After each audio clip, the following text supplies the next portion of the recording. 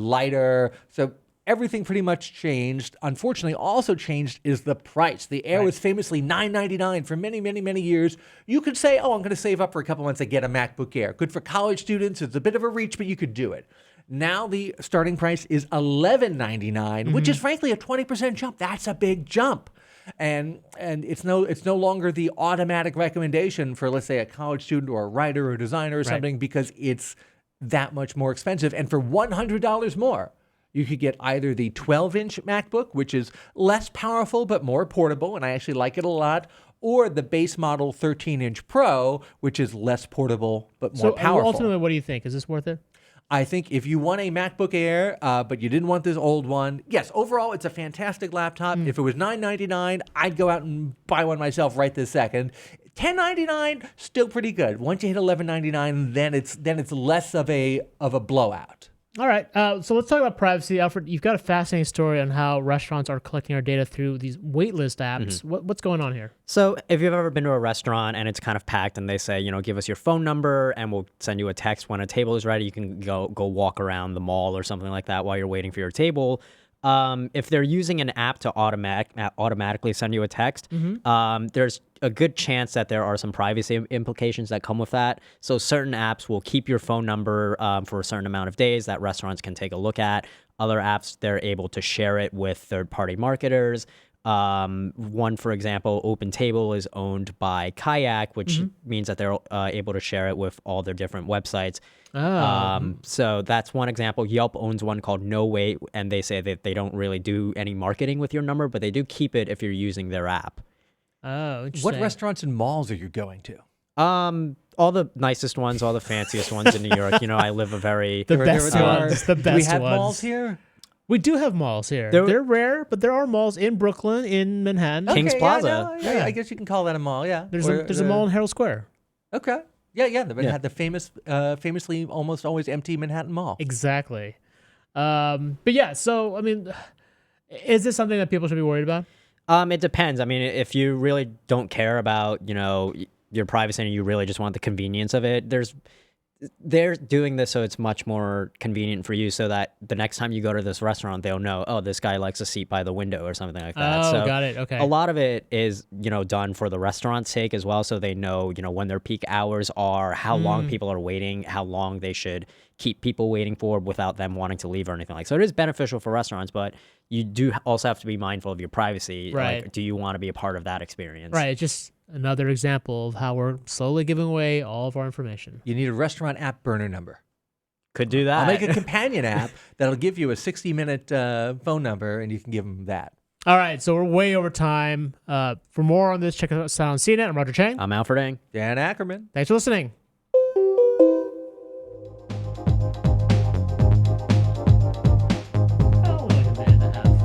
Oh, yeah.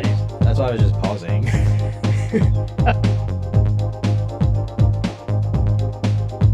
There's something cathartic to coming back to the old theme song, isn't it? It is. There's a nostalgia factor to it, even though this I still podcast feel is it. only like 2 years old. Oh, yeah, right? Or 3? But we point still out, when I somehow have a crammed in restaurant almost problem- 500 episodes. I know. Thanks, everybody, for joining us for the recording of the audio podcast. You can subscribe to that in the links in the description below. Now it's time to jump into the chat, take your questions and comments about the topics at hand. I'm going to fish those out, but in the meantime, Alfred, the way you put this and how they're gathering the data, I mean, once upon a time, I remember going to a restaurant regularly, and you just learn the wait staff, they learn you, and then you could say something like, oh, give me the usual. Have we destroyed that magic bond? Yeah, because now it's just done through an app. They'll still know the usual, but now that you don't have to go there like 80 times. But instead of Doris the waitress, it's Restaurantatron 9000. Yeah, Well, Brian, like how many restaurants do you go to where they like know you by your first name and know your preferences? Though? When you grow up in a tiny little town Yeah. upstate like me, Well, all where right, you have yeah. a mall, and the fanciest thing in the mall is the Chili's. Yeah, That's you learn a few pretty names. fancy. Yeah, What on was the- the other place called that we used to go? TGI Fridays. Applebee's. Not Fridays, because I went to college in Buffalo, which is near where Brian grew up. No, there was some chain. Applebee's. No, it was not Applebee's. Friendly's. Applebee's Buffalo was Wild too fancy. Wings. We went to, maybe it had a B in it. Buffalo Wild Wings. No, that's They didn't too have those that's back when too I was in recent. Buffalo. Yeah. Oh gosh, can't remember it now. Burger King. It That's was the along the fanciest lines of place those up other there. ones. Yes. All right, let's stop mocking upstate New When York. I have a restaurant issue, I just go in and say I'm with Roger Chang, and they give me a table immediately. Yeah. They would kick you out immediately. They're like, no. But on the mall question, I don't have enough time to answer this during the podcast. But that actually did happen to me in Las Vegas. Like it was, I was there for DEF CON. Yep. And I don't know if you'd call it a mall, but it's like one of those like massive like promenades by Right. Okay. the hotel. Yeah. And there was a restaurant there, and they asked for my phone number, and I just walked around the casino until it was ready. Did they use an app there, or was it just written down? It's so hard to tell. Is the thing. Like Did they just text you? They did have an iPad though that they put the number in, so that makes me think that it was it an app. probably is an Yeah. app. Yeah. Was Because it worth the usually, wait? usually if it's a restaurant that just takes, like, I see them physically Yeah. write it down, and like that's when you kind of know they're just, I mean, looking through all this though, I would still say that I like knowing all this. A part of me is still struggling to deal with the fact that like I would probably still give up my phone number anyway. right. The convenience still Yeah, trumps it. I yeah. hate Remember they used to give you the little things that the would buzzers. buzz? Yeah, buzzers, the buzzers. yeah. So that was part of the marketing language for one of these apps, where they basically said like these buzzers get lost, they're expensive to maintain and like keep Oh, clean for the and things. restaurants. Yeah, covered with so germs. yeah, why would you want to buy these buzzers Yeah. when you can use our Just app? text people. That's true. Instead, That just makes text sense. people. But yeah, I hate waiting for restaurants when like I hate waiting for a table. So I really appreciated that ability to just like walk around and you Yeah, know, yeah. hang out and like grab a beer or something and then go back when they send a What if text. your cell So service what- isn't great? And I feel like in the casinos, they make sure you can get a signal so that you don't feel like you have to leave the casino Yeah. to like make a Oh, call that's or true. something. Yeah, yeah. So what restaurant was Alfred waiting for? Was it Joe Robuchon? Oh, you mean Was the it one in the Nobu? story or the one in Vegas? Yeah, the one in Vegas. It was like some Irish place at Mandalay Okay, Bay. so not like I forgot a- the name of it. That's all. Yeah. I was just naming some. Stop being so snobbish. I go to fancy places, I guys. know. What's the blue ribbon? The best, the but best the thing is that restaurants. like I think it is indicative of how pervasive this is, because it's not just the really fancy restaurants doing Yeah. this. Yeah, The place that I mentioned in my story is like in my local neighborhood, which is not very It was a fancy. good mom and pop place. or- Yeah. Yeah. And they had it, and it was just like really weird to me. So it's not just the chains. Yeah, basically. I mean, Yeah, Chili's was probably the first one to use No Wait. This is before Yelp bought them. Oh, okay. And Chili's had a contract with No Wait where they integrated it into their app. And that way, so this is the thing, like No Wait says they don't like allow for promotion or like marketing or anything like that. But because it's within Chili's app, they can do that. They like are allowed to like, hey, like we noticed you've been here 4 times this month. Who the hell goes to a Chili's 4 times a month? Would you like 10% off for your 5th time kind of thing? Let's see if we can make it an even half dozen. Yeah, when I was researching this before you guys got in here, looking for some B-roll to display and like demoing some of the apps, one thing that got me excited is, oh shoot, which one was I using first? It was No Wait. I was looking at No Wait, and I saw on there that Martha's Country Bakery is listed on there, and that's near me. I'm out in Queens, and they got a couple around. Like there's one in Flushing and one in Brooklyn now, I think. But yeah, Martha's Country Bakery, outstanding, amazing place, cute little mom and pop shop. Always a line around the corner, so this is great. I am going to abuse the crap out of this. I will say this. I don't blame anybody that wants to just use these apps or use this Yeah, feature. yeah. It is extremely convenient. And, you know, for the privacy parts that like you'd be losing, it's not like somebody's going to show up at your door and say, hey, how come you haven't been to my restaurant in 2 days? But That's version 2.0, yeah. actually. it really just depends on like how much like you value your privacy. Like, Yeah, I mean, I think it's good that people are at least aware Yeah. that this is happening, right? That this is data that you are, personal Yeah. information you are giving up. Yeah, I had not even thought of that. yeah. Good points all around. Let's go ahead and jump into the chat and take some real questions.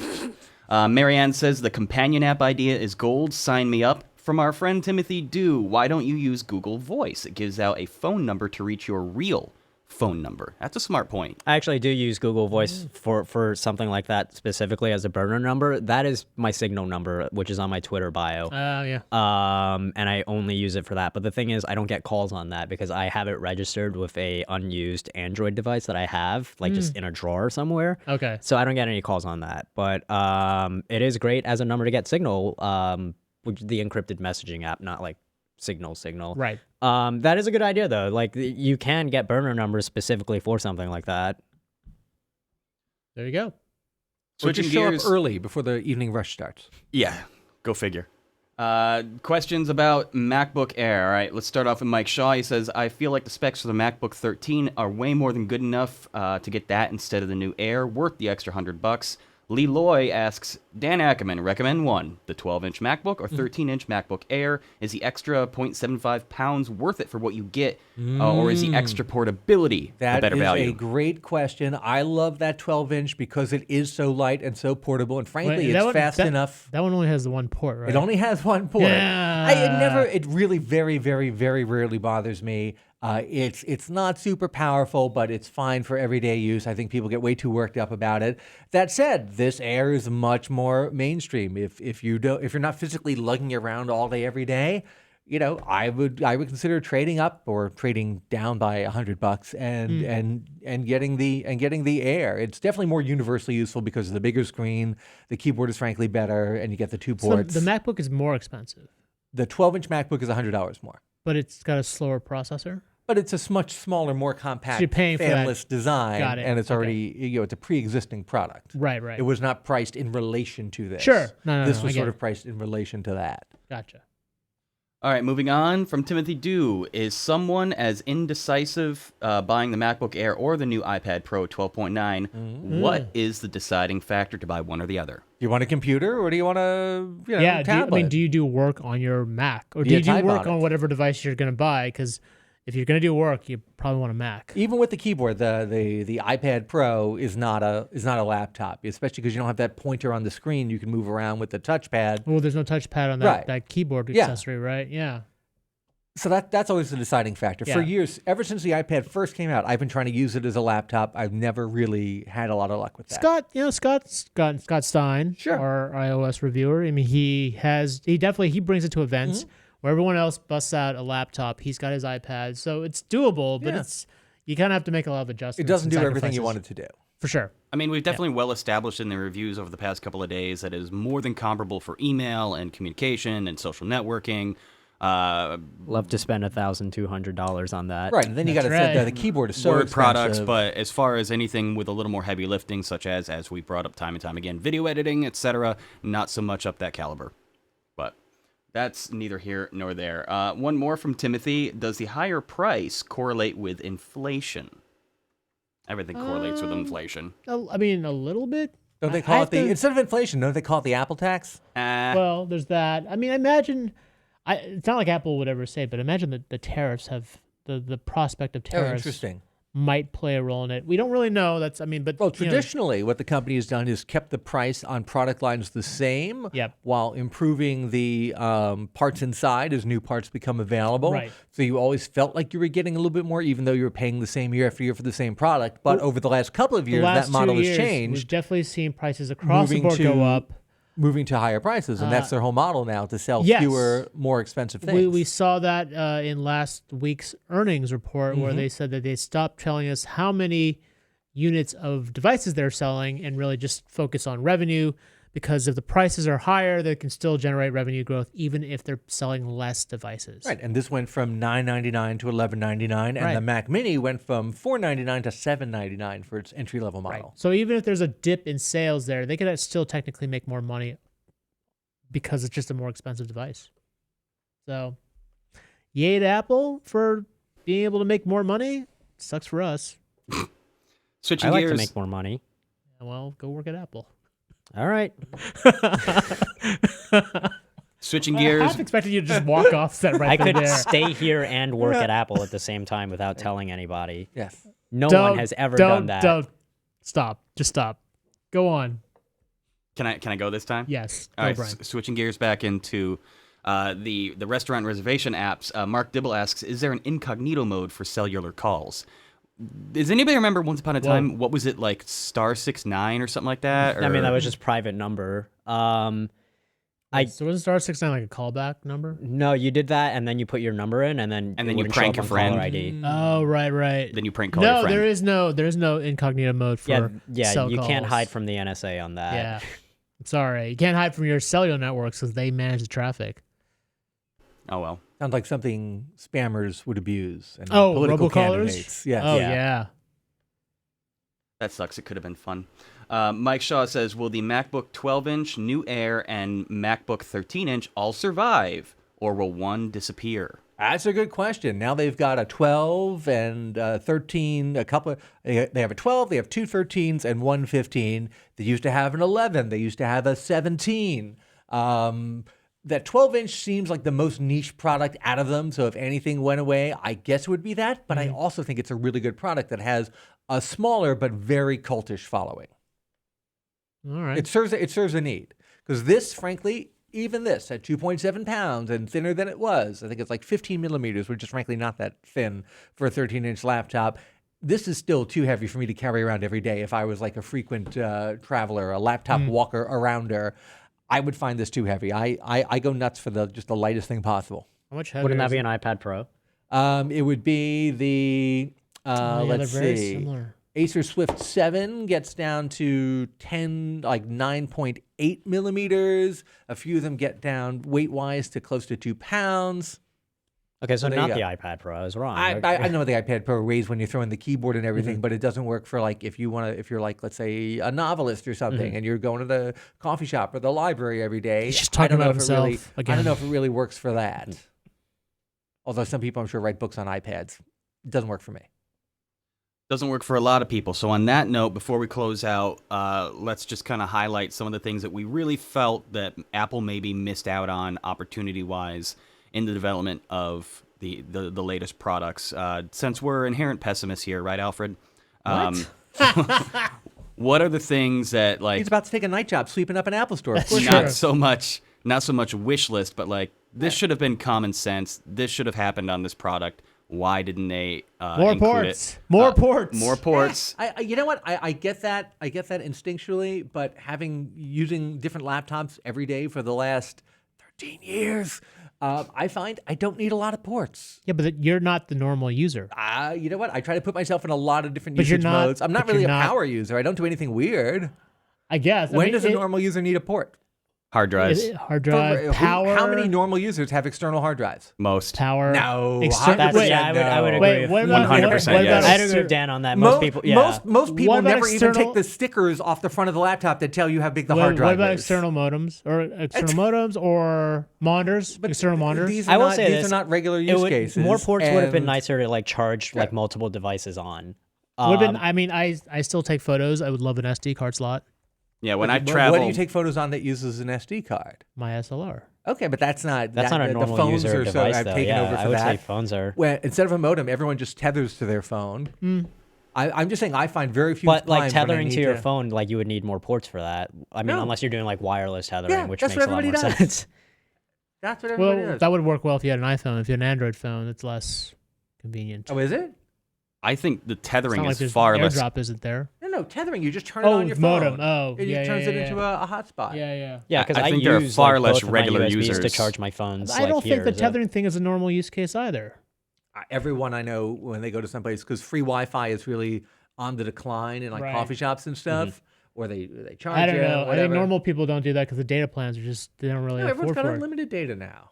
Yeah, I don't. Not for I hotspotting. I think hotspotting is But definitely it's still reserved like for more whatever, power 10 users. gigs. It's not 10 gigs. I've never, or 5. Speaking I've from never a, gone over. I mean, I've hotspotted all through CESs. I've never gone over, whatever my small limit was back then. Now I have a higher one. I found this thing I wrote in September: 5 ways Apple can make the next MacBooks better than ever. This was my wish list, which I've forgotten about. Let's see. Bring the latest keyboard fix to everyone. So this has the keyboard that has the rubber membranes under it, so they don't get oh, so stuck the keyboard as much. everyone hates. It's the keyboard everyone hates, but it's the Yeah. version that doesn't get stuck as much. And you know what? so Everyone's everyone moving to hates this it, but it style. doesn't break. So Yeah. there's that. Ah. Get flexible on ports. They didn't do that. Banish low-res screens and giant bezels. They did do that. I think the Alright, screen is yeah. probably the most I mean, important yeah. thing. Embrace the $9.99 consumer. Didn't do that. No. Take the plunge on touch. Didn't do that. So there you go. I mean, Bonus the touch idea. thing was never going to happen. I know, Yeah. but it's Yeah. nice to. Yes. Well, It's nice to you know what? dream. I disagree that it's totally out of the realm of possibility because the MacBook Pros have secondary touchscreens on them. That touch bar is an OLED touch display. That's all it is. Yeah, but Just it's very not. nice. It's No. not the Screen, same though. as a It's touch not the screen. same. It's not the same as a touch but screen. it is a secondary computer display Right. that is touch on a MacBook. Speaking of which, I forgot to ask during the show. How's the We're still on the show. Oh, We're fingerprint still on the is show. great. fingerprint sensor? Yeah, have you been You using know what? that? Fingerprint is great. That's the best thing about the Touch Bar, and they shoved it in here. So if you spend $100 more and get the 13-inch very basic MacBook Pro, you don't get this fingerprint reader, and you don't get it on the 12-inch either. It's great. Have you been using that to log in your Gmail? Yeah, and- watch. I'm going to log it right. I'm gonna type my password in on the camera. Yeah, point your screen to the camera. Let's see. Where do we have a camera I can point this at? Here. You got a front facer right down the barrel there, Dan. Up, higher. Look, It's Facing that front camera. of that you. camera right Why, there. no, Nope, lift nope. it up. Yeah, there we go. Other way. Other. There you I go. don't know if my finger will work now. I got to like angle my finger around. Hey, it works. There you go. Look at that. All right, look at that. Touch ID, crazy concept. They should put that in phones. All right, we're almost out of time. Coming down the pipeline, more ports. Starting storage on the 10S should be 128 gigabytes, and no expandable storage on the iPad, even with USB-C. Non-illuminated Apple logo. That never even occurred to me, but yeah, that's starting definitely with a the thing. 12. What am I supposed to do now if all these stickers that I have of Iron Man or whatever, like with the light in the middle? Wait, you don't have your thing covered with CNET stickers? Well, now Oh, it doesn't look at that. light up. It so- doesn't- it's you're not going to right. light up. Well, this one doesn't. No, wait. That does light up. It's just extremely.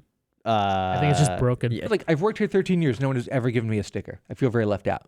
Yeah. Sorry about that. I don't know where the sticker box is.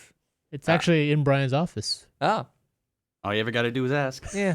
Not really So- the branding. So yeah, let's point out hotspot is not tethering. Tethering is only via USB or Bluetooth.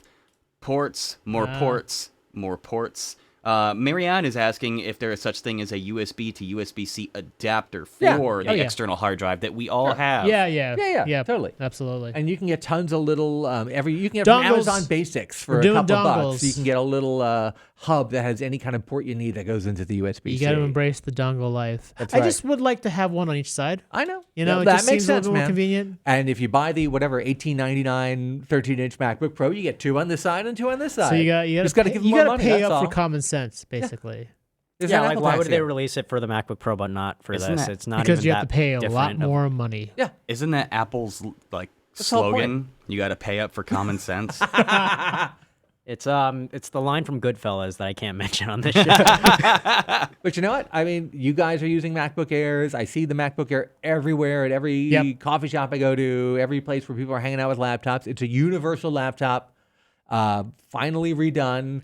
Now, would you I'm say bummed the- out it's $200 Yeah, more, but but would I'm you- sure everyone will get it too. Would you say this is still a universal laptop, or It is less universally useful for 2 reasons. Number one, a lot of the PC competition has caught up in terms Yeah. of usable thin 13-inch laptops. And number 2, there's a big psychological difference between $9.99 and $11.99. there is? So that's Absolutely. the only 2 reasons why it's not. But it's still it's great. And of all the versions of the butterfly keyboard I've tried, this one feels the best because with that rubber membrane underneath, you get a really nice responsive thunk. Okay. Well said. And on that note, we Thump. are out of time. So we'll see you folks back here tomorrow. Same bat time, same bat channel. Roger. Yeah. Hey, CNET 359 podcast is available on iTunes, TuneIn, Stitcher, FeedBurner, Google Play Music, Google Podcasts, and of course Amazon Alexa. We'll see y'all tomorrow. Bye, all. Take care.